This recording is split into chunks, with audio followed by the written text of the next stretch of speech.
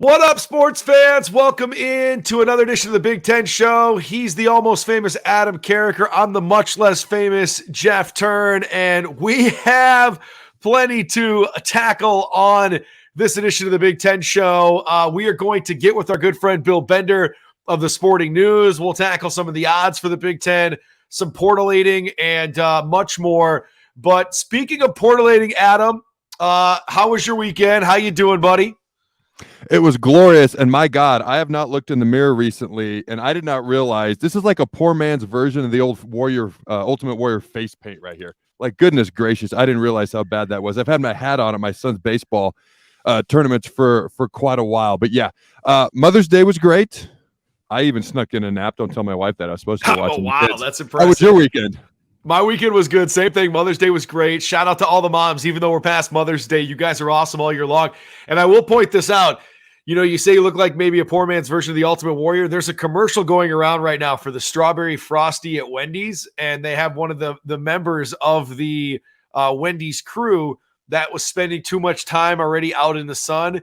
You look exactly like him. He pulls up his arm, and it's just completely white, and then it's red, and he says it'll start to blend out. I don't think any of that is blending out on your face right now, man. It just looks really red, and it looks like it hurts, actually. It does not hurt. I knew it was there. I was not aware that it was quite this horrifically horrible, so to speak. Who knows? Instead of being almost famous, maybe this will help make me famous. I don't know. I don't want to be famous for this. Never mind. Yeah, you don't want to be famous for any of that. But you do look like the dude from the Wendy's commercial. So when you get a chance, you guys can Google that as well. As I said, Bill Bender's going to join us here in a little bit from the Sporting News. Dylan Raiola was a lot of people's pick to be the guy that was going to be the future maybe at quarterback at Nebraska. He decided to pick Georgia instead. That was some big news today. What was your reaction to that? So, as we all know, originally was committed to Ohio State. Then he was opened his commitment all over again. He had formed relationships with Lincoln Riley at USC, Matt Rule, Nebraska, clearly Kirby Smart at Georgia, which is where he ended up committing to me. When he was going to take a visit to Nebraska, when he decided not to do it during spring ball, something told me he was probably going to go elsewhere. That was just kind of the buzz I'd heard from some of the insider folks, just the gut feeling that they had as well. So I wish him nothing but the best in the second best college football conference that exists. Wow, we do a Big Ten show. You know what we think is the best conference in college football. Right. We're biased. But real quick, with regards to that, does that speak to anything with regards to Matt Rule and recruiting, or is it just unfortunately you didn't land that kid? I think the fact that we got back in the conversation, and I know I'm not supposed to talk about Scott Frost, and you're not supposed to say anything negative. Well, I'm not going to avoid him. I'm not going to bring him up on purpose. I'm just going to bring him up when appropriate. The fact of the matter, easy for me to say, is Scott Frost crapped the bed when it came to recruiting Dylan Raiola. We don't need to get into the whole story as to what happened. Okay, maybe at a later date, but we don't need to. Matt Rule got us back in the conversation. When I say us, I'm a Nebraska guy. Yeah, okay. Got Nebraska back into the conversation, and to me, that was surprising enough as it was. Now, I will say this, okay? I'm not just going to drink the Rule-Aid all the time. I'm going to hold him accountable. I'm going to praise him when he deserves it. I'm going to hold him accountable when that needs to happen. A lot of the other top quarterbacks have committed elsewhere now. The top quarterbacks in the state of Nebraska have committed elsewhere. We only have 3 scholarship quarterbacks right now. Our youngest one is going to be a sophomore. Okay, we had a freshman in Richard Torres who transferred out. Now we are without a, shall we say, young quarterback, a guy to develop, and a lot of those guys have gone elsewhere. So Matt Rule may have put too many of his eggs in the Dylan Raiola basket, and I hope it doesn't bite us in the keister. Love you, Matt, but I got to hold you accountable when I think it's appropriate, even if I'm wrong. Okay, and just one more side note on all of this, because if this was 10, 15 years ago, you would have been like, wow, Georgia's the team that landed this star recruit. Now it's like the rich just keep getting richer, right? Like Georgia has become, on level par or above in some cases with Alabama, with Ohio State, of course, maybe over Michigan as well. It just shows me you start to get that hardware on those fingers, you get those rings, and it doesn't just change what the image of you is in the moment. It changes the image amongst the recruits, changes the image amongst your boosters, and within a conference like even the SEC, where there's been such top heavy with LSU and Alabama. Okay, so I know I had fun calling the SEC the second best conference in college football just a few minutes ago. But the fact of the matter is the SEC is out recruiting everybody. They just are, barring Clemson occasionally, Ohio State consistently, USC on offense. They ever going to play defense? Are they ever going to have anybody in the stands at their games? I don't know. I digress. Our Big Ten brethren to be soon. Got to have fun with you before you get here. But the fact is, 2 years ago, all 14, and that conference is top heavy, okay? But all 14 teams in the SEC had top 30 recruiting classes. That means almost 50% of the top 30 recruiting classes 2 years ago, I'm unaware of last year, I don't remember this happening last year, belong in the southeastern part of the country. That makes me want to vomit. Okay, but we got to start beating them because kids want to go where they're going to get eyeballs on them. They're going to get eyeballs on them on the teams that are winning. And that is now Georgia. When you look at what Alabama did for years, every year was number one recruiting class, Bama, Bama, Bama, Bama. You look at the national titles, Bama, Bama, maybe a year, Bama, Bama, Bama. Now Georgia's winning. They're winning because they're out recruiting, okay, more often than not lately, Alabama and Nick Saban. But now that they're winning, it's going to be even easier. Ugh. It makes a Big Ten guy want to puke. That's for sure. Does. The Big Ten show here on the Believe Network. Check us out, iTunes, Spotify. Make sure and subscribe, do the whole 9 yards. Also, of course, on YouTube. We got our guy, Bill Bender, joining us now from the Sporting News. Bill, welcome into the show. Adam Carriker, Jeff Thurn, and Bill Bender. What's up, my friend? How you doing today, man? Hey, good afternoon. Thanks for having me on, guys. Hey, man, pleasure. Absolutely. We just got done talking about Dylan Raiola deciding to go to Georgia when there was obviously the commitment originally to Ohio State. Some thoughts maybe he would go to Nebraska. Just quick off the top, what was your thoughts on him choosing Georgia over the others there in the Big Ten? Well, I mean, obviously it's a huge get for Georgia. They've had five-star quarterbacks in the past, but I mean, it's one of those, you got to use the cliche almost, the rich get richer. Now you have all that NFL talent and you throw if Kirby starts developing first-round NFL quarterback talent on top of what he already has, that dynasty is not going anywhere. You know, Bill, we've talked so often the last few weeks about the transfer portal and how NIL and getting eyeballs on you and winning affects sort of where people ultimately land. With the college football playoff expanding, how much weight does a college football playoff experience matter, do you think, to a recruit and having more eyeballs on you versus actually getting to a 4-person college football playoff and actually winning it? Like, how much does that change at all the recruiting landscape for places like the Big Ten, who will obviously have more probably teams in the mix in a playoff, in an expanded playoff, than they would in just 4? It'll be a sliding definition of what a successful season is. And it's similar. I use the analogy to basketball. When a team makes the Sweet 16, that goes, well, some teams do banners. Not everybody does. So, you know, when you have, say, Penn State, for example, if we were in a 12-team setup now, they would be a playoff regular. And I think there would be far less a different opinion of James Franklin than there is now. You know, the Big Ten West champion would be a playoff regular instead of the team where we're wondering, can they beat the Big Ten East in Indianapolis? You'd wonder how Wisconsin, Iowa, and if Nebraska can get to that point, how they would do in the playoff. So I think coaches are going to end up liking it because getting to the playoff will get them paid. I think you're right, because I think a lot of coaches, and I love that you pointed to Penn State, Nebraska. You could almost say Wisconsin and Luke Fickell, once he gets that team built up a little bit to what he wants to do, how he wants to do it, they're going to be judged by, did you get into the playoff or not? And then eventually over time, did you win a playoff game or not? As opposed to there's only 4 teams and it's really hard to get in there. I don't know if you guys saw this. My wife sent me this. This was put on Twitter. All right, talking about Georgia quarterbacks, and then we'll get back to the conference that matters. Stetson Bennett is Van Wilder. This was posted on Twitter. The E-True Hollywood story of how a D1 athlete went to college for 6 years, won 2 national titles, but didn't graduate. I mean, just thoughts on developing Georgia quarterbacks that graduate. What are your thoughts on that?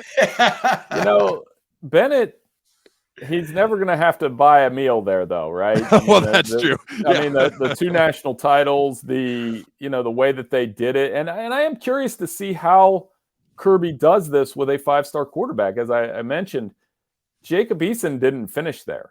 Justin Fields was a decision that even though he's won national championship since, that name comes up because Kirby didn't start him over Jake Fromm, and they've had Brock Vandegrift's on the roster now. So do they respond well to using that 5-star quarterback talent. I know that's a first world problem, but look at Alabama. I mean, Nick Saban changed the way he did it. He used to win national titles with A.J. McCarron and Greg McElroy, and now, the last 3 quarterbacks they've had were first rounders. So that's why there's so much uncertainty in Alabama, because they may not have a first round guy under center this year.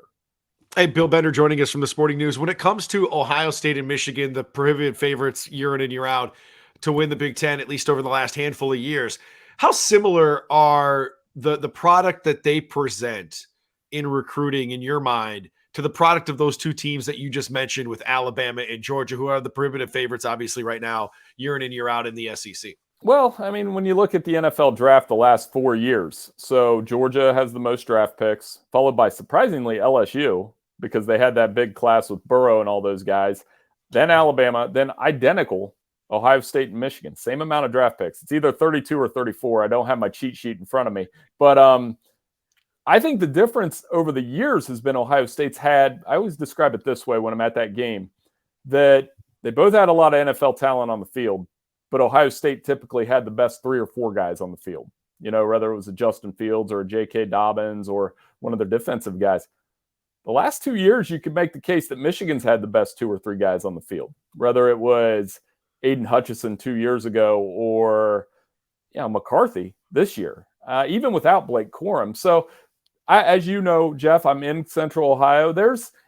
It's a little bit different here. They're not used to losing to Michigan. They haven't lost to Michigan 3 times since I was in high school in the 90s.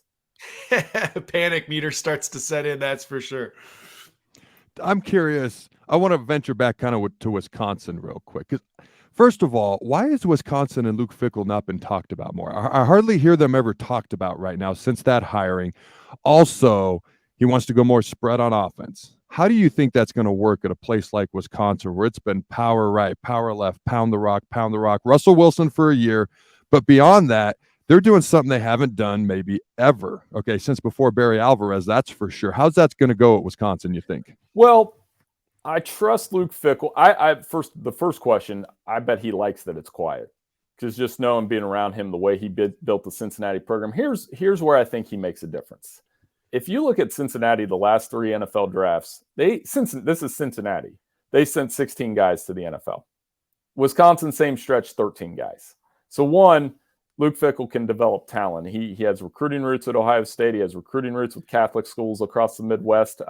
Few people know in Central Ohio, he's a high school wrestling legend, which is really? You would not want to get on the Adam maybe, but Jeff, you don't. Jeff, you do not want to get on the mat with Luke Fickell, I don't think. We knew that was directed at me, man. Yeah, so and I certainly am not getting on the mat with him. But to answer the question, talent development's there. Quarterback development will be huge. So, like you said, they're going away from what they normally do. In order to do that, they're going to need Tanner Mordecai to be good. They're going to need to recruit the quarterback position well.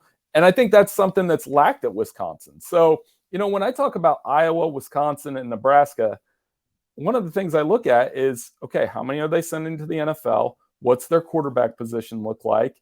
And in skill position talent, what does that look like? And I think it kind of goes into what Matt Rule can do at Nebraska, is the same thing as Luke Fickell. Can he bring that NFL talent and develop it and get more guys in the league? If you do that, it's not rocket science. You'll be pretty good. Year 1 for Wisconsin under Luke Fickell, plus 650 to win the Big Ten championship, and Nebraska plus 6,000. So many people would look at that and go, wow, 10 to 1 odds better essentially on Wisconsin than Nebraska. But if I was to ask you to buy stock over the next 5 years into Nebraska with Matt Rule and to Wisconsin under Luke Fickell, is it that big of a gap in your mind, or is it much closer? It's going to come down to which school changes up their recruiting a little bit. And I think Matt Rule, he's in on good recruits. They were in on Raiola, obviously. I think they're very active in the transfer portal. The first thing I think Matt Rule's going to do is get what's their over under? Is it 5.5? Somewhere around there, yeah. Right. Yeah. So yeah. I think the first thing, get to a bowl game, and then you compete for a Big Ten West championship. Then you find out if you can compete with the powerhouses in the Big Ten. So I think all of that's doable over the next 5 years, and win close games. You guys, I'm not telling you guys anything you don't know already. Wisconsin, I really like what Luke did at Cincinnati, and if he can follow the model, it will work. The problem is if they, like Adam said, if they go away from what they know and it doesn't work, as you know, we've seen this at Michigan and Nebraska. When you go away from what works and it doesn't work, it can blow up on you pretty quick. I want to chat about Penn State again real quick, because we've talked about the 12-team playoff, them getting in. People might view Coach Franklin very differently. My question for you is, can they finally get over the hurdle that is Ohio State and Michigan? Because Franklin's done well there, but I don't want to say they're seen as second tier, but they're definitely not on the same tier in most people's eyes, mine included, as Ohio State and Michigan. Can they finally kind of get over that hurdle, get up to that top tier, the top of the Big Ten Conference, along with those two other squads? Third wheel is how I would describe them. You know, like the third wheel in the East, because of that, because of the lack. They were 10-2 last year, and they were run over by Michigan. And the fourth quarter, Ohio State, I call it, whatever analogy you guys want to use, I call it the turbo button. Ohio State just zoomed right past them in the fourth. And to your point, James Franklin, all the success he's had, 4-14 against Ohio State and Michigan. So this is a huge year for them. Expectations are high. They got Drew Aller, the sophomore quarterback, 5-star arm. They've got two really good running backs. They've got an offensive lineman that's going to be a first-round talent. They've got talent on defense. So it really does come down to those two games. You circle Ohio State and Michigan. And if James Franklin doesn't win those, I think there'll be, it's not like a fireable offense, but the frustration will grow because it'll feel like a little bit like it did late Paterno era, where the same thing happened. They were really good for several years, but they wouldn't beat Ohio State. They wouldn't beat Michigan. Bill Bender of the Sporting News, sportingnews.com. You mentioned third wheel, Big Ten championship odds, Ohio State plus 180, Michigan plus 210. Third wheel, Penn State plus 500, right above Wisconsin, and then drops off to Iowa at plus 1,400. You speak about fireable offenses. Brian Ferentz has a contract that's been amended. He has to score a certain amount of points. Do you think he gets fired at the end of this year? Or do they score enough points? Thoughtful pause. I don't know that he'll get fired. I do know that they need to score more points, because a couple things with that. One, I like the fit with Cade McNamara. I mean, that's a guy that's won a Big Ten championship. Getting the ball, they get Eric All, a transfer tight end. They grab two receivers out of the portal. They're going to have to change that. I mean, it's kind of it's not a joke, but it's just a running text thread with some of my buddies. Every time Iowa's on, and we've been doing this for 30 years, and when it's third down, I will text my buddies. I was like, I bet you Iowa throws the tight end here. And we've been doing this for a long time. Pressure's on them. The other thing, they spoiled a really good defense last year. I mean, you guys saw it in the NFL draft. I mean, when Van Ness and Campbell and Merriweather, the safety, all of these guys were so talented. I had a buddy text me during the Ohio State game. They said they really loved Jack Campbell because they were getting crushed, and he was still out there playing so hard. So I think that wears on a team when the defense – everybody knows that. When your defense is that good and the offense can't score, that can wear on a team pretty quick. So you talk about that defense having two first-round picks, two guys go in the first 18 selections. You talk about the offense. I saw a stat the other day where the 8 lowest scoring games from last college football season, 3 of them belong to the Iowa Hawkeyes, nearly 50%. That's crazy. So I'm just going to ask the question. And I actually, when I chatted with Jeff last week, at some point we're going to have Kirk Ferentz on, and I'm going to ask him this same question. I might phrase it a little bit differently, but I'm going to ask it. Was Brian Ferentz kept on as the offensive coordinator, in your opinion, because his dad is the head coach? He's going to dance around that one. I'll phrase it differently with him, but yeah. I could answer that like Kirk, but Kirk's been around a while, and there's a reason. He's obviously the dean of Big Ten coaches. One thing, whenever I talk to him, he's got a great memory. I mean, he can remember plays from like games in the 80s and key moments and those kind of things. And obviously there's probably something to that. I remember Jim Harbaugh went through the same thing because he has his son on staff. And when that position group came under fire, that was the first thing people were saying. I mean, there's something to be said about continuity, but I think everybody knows that offense has to average more than 17.7 points per game. When there were stories like last year that ESPN ran about how it was statistically better for them to punt on first down against Ohio State than play it out. I mean, those are the kind of things that you just can't have written in 2023 as an offensive coach. Yep. So true. Bill Bender of the Sporting News. Finally, man, before we get you out of here, we'll have you take your pick. Are you taking Michigan or Ohio State, who are the odds-on favorites to win the Big Ten championship? Or are you going to go with the field? I would go with either Ohio State or Michigan again. I think Ohio State, when you have 8 guys in our NFL Big Board top 50, including probably the best player in college football, Marvin Harrison Jr., there's a lot on the line for them. I expect them to play for the edge. And Jim's got it figured out in Ann Arbor. I know, Jeff, we've talked over the years about that. I was one of those guys that was saying patience, patience, patience. But I didn't think it would get to this point, how good they really are. They've got it figured. They have the best backfield in the Big Ten. They've got a lot of he's worked the transfer portal like NFL free agency. I think it could very easily be 11-0 versus 11-0, but we'll see. Bill Bender picking one of those two teams versus the field in May. We'll see what transpires between now and fall camp, and I'm sure we'll check in sooner rather than later. Bill, thanks so much for joining us on the Big Ten Show, man. We appreciate the time. Hey, thanks, anytime. Bill. You guys are the best. Thank you. Thanks, Bill. Great stuff. Bill Bender joining us from the Sporting News, sportingnews.com.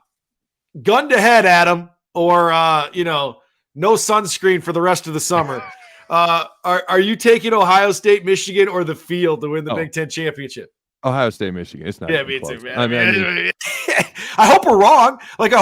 And I hope it becomes chaos because I love chaos in college football. But it just feels like, man, at this point, we're not going to be wrong. It feels like it's them and everybody else. And the odds makers feel that way too. As I mentioned, Ohio State plus 180, Michigan plus 210, and then it's Penn State plus 500, Wisconsin plus 650. And then it's a huge drop off. Iowa plus 1,400, Minnesota plus 2,900. Maryland comes in next at plus 4,000, followed by Illinois at plus 5,000, Nebraska at plus 6,000, Michigan State, how quickly they have fallen, plus 9,500, plus 10,000 for Northwestern, Indiana, and Purdue. If we put in USC and UCLA, where do you think they'd be? I think USC would be somewhere around Michigan's number at plus 210, and I think UCLA would probably be somewhere around Iowa's number at plus 1,400. I very similar. I'd put USC right there with Ohio State, Michigan, somewhere in there. Probably ahead of Penn State. With UCLA, they're getting better. And they had a good start to last year, I don't know at the rate that Bruins fans were kind of hoping. I was going to say with Penn State, but probably below Penn State.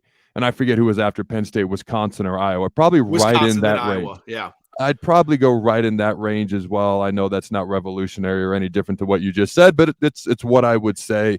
And it's kind of my thoughts. It's interesting with Penn State, just to kind of go back to what Franklin has done there. They've finished in the top 10 multiple times. They actually have a Big Ten championship from a few years ago. They've won New Year's 6 bowl games. They go out to Pasadena. They beat the Pac-12 champs, thump them. Now, I believe it was 35-21, so by 2 touchdowns. And since that game has ended, nobody's talked about it. It's just amazing to me. Also, how the Rose Bowl, which used to be the one special bowl game left outside of the 2 college football playoff games, itself is no longer that big of a deal because now players are sitting out of that game.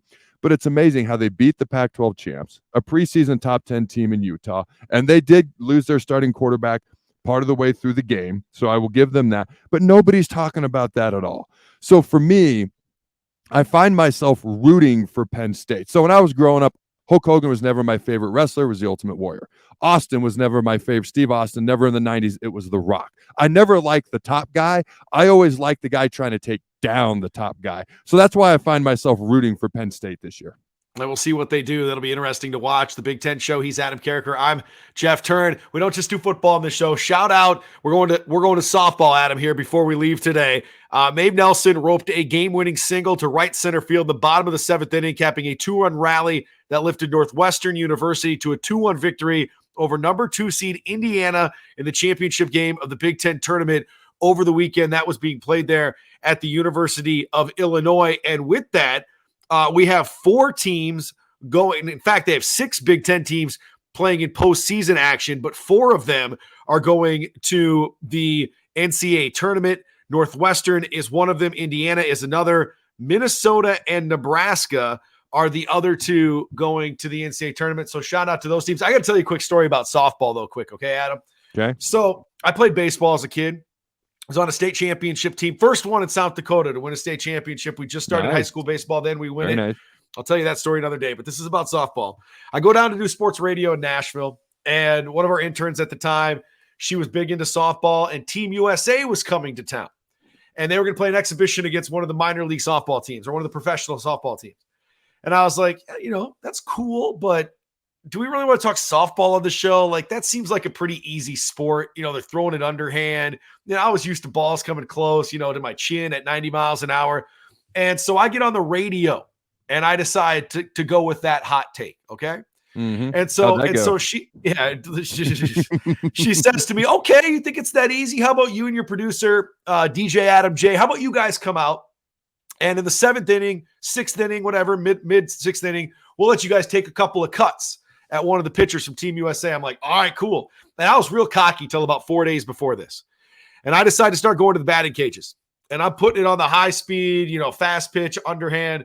And I am barely hitting this ball. I'm like, what did I get myself into? So we trot out there.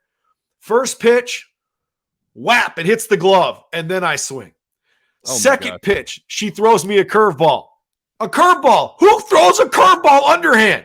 I take a big whiff at the thing and miss it. Yep. Third one comes the heat again, and I foul it off, and I celebrate like I hit a grand slam in the bottom of the 9th inning of a World Series because I knew that was the best that was going to ever happen. Jenny Finch, the Hall of Famer, was not pitching to me, but she was in the dugout. A few years later, she was on my radio show, and she still remembered that night in Nashville, Tennessee, where I put my foot, and in this case, a softball in my mouth. And I will never disrespect that sport ever, ever again. So, first of all, the name is misleading. Obviously, the ball is not soft, but it gives you an implication that the game itself is easy just by the name. So I have 5 daughters, and I have a son who plays baseball, and Addison and Trinity are on competitive softball teams at their ripe old ages of 12 and 11. Okay, but when you play competitive softball, by the way, whether you want it to or not, it's a year-round sport. So that's something I'm sorting out in my own mind, but that's a conversation for another day. But first of all, if you want to pitch in softball, you've got to – I'm not a fan of getting all these private lessons for kids. I'm just not. But Addison wanted to pitch. I'm like, Addie, I can help you with just about anything in any sport to a certain degree outside of hockey, cannot skate, and softball pitching. I watch these girls on TV, and I don't know how they do that. Underhand and all that stuff. I have learned, first of all, pitching in softball is an art unto itself. You have to get lessons because most softball coaches have no idea how to coach that because it's so unique. And you don't ever practice it. Like if you're learning to throw in baseball, you're semi-learning to pitch it to a degree. Yes. You don't ever do this motion, no. Okay, unless you're bowling or something. Like you never do it. So I have learned how much time goes into this. I have learned how difficult it is. My daughter did get the opportunity to meet Jenny Fitch because they went and watched the Women's College World Series game last year. Actually, Danny Breed, one of the dads of the girls on the team, got hit in the face with a home run ball because he wasn't paying attention in the outfield. Got nailed. He's okay. Don't worry. He played college baseball. He should know better. But I've also seen really good hitters in baseball try to hit off a softball pitcher. The ball is so different. A rise ball. The curve ball, which you didn't know existed. I didn't either. They make them look, I'm not even going to say silly. They make them look stupid. It's crazy because it's so different than hitting a baseball. It is. I have so much more respect for that sport than I've ever had in my entire life. And me too. It don't feel bad. That would have happened to just about anybody. I mean, you can feel bad just because I want to give you a hard time, but that would have happened to just about anybody. Again, man. So shout out to Northwestern, the Big Ten champs. Best of luck to the other schools as well as they participate in the NCAA tournament. That's a wrap on this edition of the Big Ten Show as another page has turned here on the program. He's Adam Carriker. I'm Jeff Thurn. Until next time, be well, y'all. Find us iTunes, Spotify, YouTube. Like, subscribe, do the whole 9 yards. We look forward to chatting sooner rather than later.